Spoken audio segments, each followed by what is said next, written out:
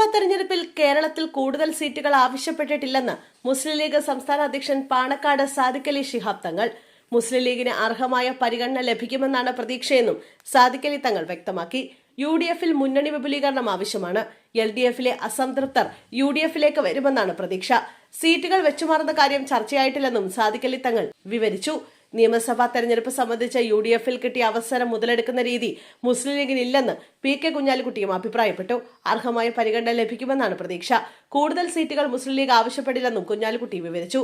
സീറ്റുകൾ വെച്ചുമാറൽ സംബന്ധിച്ച ഒരു ചർച്ചയും UDF-ൽ നടന്നിട്ടില്ല. പുറത്തുവരുന്നത് അഭ്യൂഹങ്ങൾ മാത്രമാണെന്നും കുഞ്ഞാലിക്കുട്ടി കൂട്ടിച്ചേർത്തു.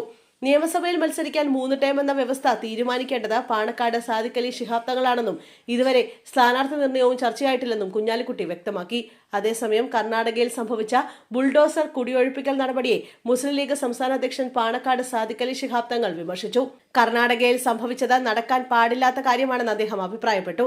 സർക്കാർ ഭൂമിയാണെന്നത് ശരിയാണെങ്കിലും ജനങ്ങളെ കൂടി കണക്കിലെടുത്തുള്ള നടപടിയായിരുന്നു വേണ്ടിയിരുന്നതെന്ന് സാദിഖ് അലി തങ്ങൾ അഭിപ്രായപ്പെട്ടു.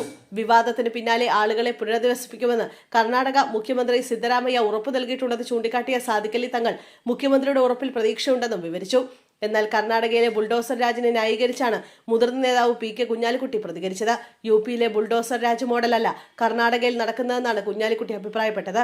കോൺഗ്രസ് എന്ന് കേൾക്കുമ്പോൾ കയറെടുക്കുന്നവർ ചീപ്പ് പരിപാടിയാണ് ചെയ്യുന്നത്. കർണാടക മുഖ്യമന്ത്രിയുമായി സംസാരിച്ച പ്രശ്നങ്ങൾക്ക് പരിഹാരം കാണലാണ് പിണറായി വിജയൻ ചെയ്യേണ്ടിയിരുന്നതെന്നും കുഞ്ഞാലിക്കുട്ടി കൂട്ടിച്ചേർത്തു. മുൻകൂട്ടി കാര്യങ്ങൾ തീരുമാനിക്കുന്നത് വീഴ്ചയുണ്ടോ എന്ന് പരിശോധിക്കും. വീട് നഷ്ടമായവരിൽ എല്ലാ വിഭാഗത്തിൽപ്പെട്ട ആളുകളുമുണ്ട്.